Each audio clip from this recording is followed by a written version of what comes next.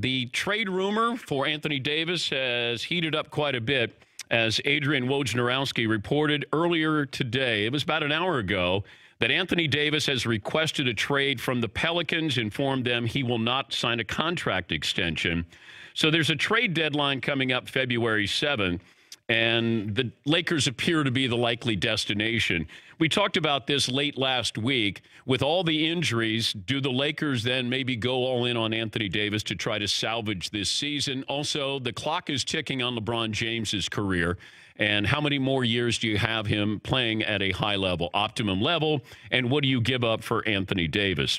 But if I'm the Lakers and I can somehow get Anthony Davis and I don't trade Kyle Kuzma, then I would try to pull the trigger. Now, here are the players that I'm told would be in the deal. And Kyle Kuzma would not be in the deal. It'd be Brandon Ingram, Lonzo Ball, Kentavious Caldwell-Pope, all one of him, and a 2019 first-round pick to New Orleans for Anthony Davis. There's also a chance that the Lakers would bring in Carmelo Anthony as well. So a lot to digest there. The Celtics, by the way, have more assets. If I'm the Lakers, I want to trade, or if I'm New Orleans, I want to trade with Boston. They have more assets. Here's the problem. Davis is eligible for a 5-year, $240 million supermax extension this summer. And New Orleans has not expressed a desire to trade him before the February 7th deadline. The Celtics, they can't trade for him because of the Rose rule, the Derrick Rose rule. Boston can't trade for him until July 1st because league rules won't allow both Kyrie Irving's and Anthony Davis's contract under the provision on the roster together. Kyrie Irving becomes a free agent on July 1st. Now, Boston could make a trade that they could agree in principle, trading Davis, but they would finalize it after that. They would also probably go into a draft drafting somebody that New Orleans wants. But it feels like the Lakers are the ones that feel a little more desperate here to bring in Anthony Davis. Yes, Paulie? If you were the Pelicans, this is it. You'll never have in the near future this trading power again. If you wait to the summer, the Celtics are in play, and the Celtics have a lot more high-end players, B-level players, but good ones.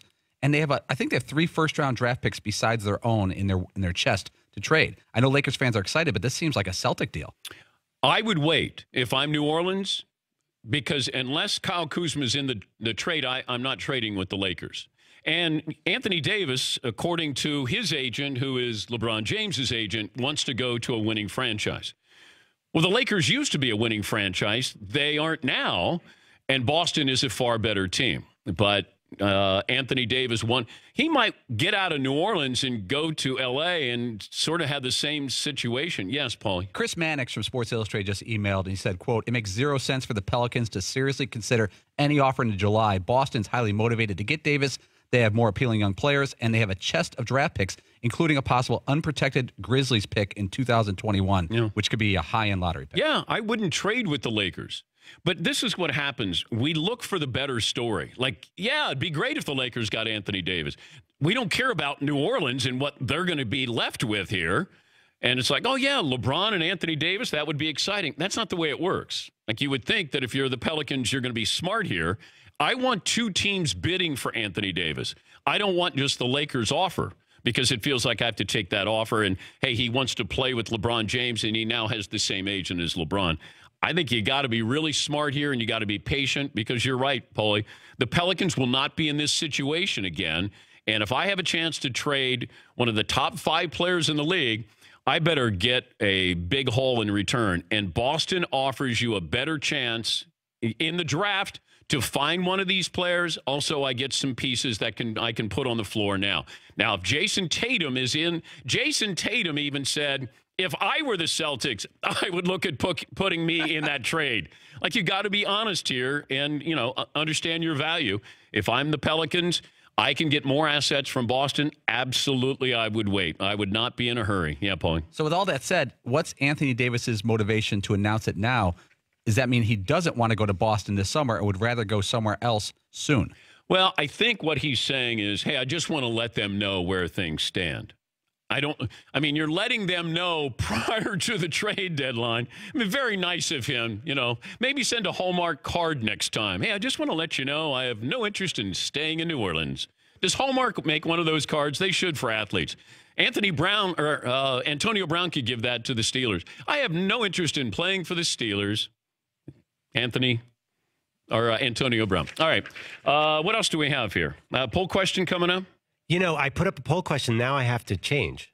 What are you doing? I just went rogue. It's Super Bowl week. I said, would you trade Kuzma, Ball, and Ingram for Anthony Davis straight up? And 75% said yes if they were the Lakers. But now you're saying Kuzma would be off the board. What I'm told is Kuzma.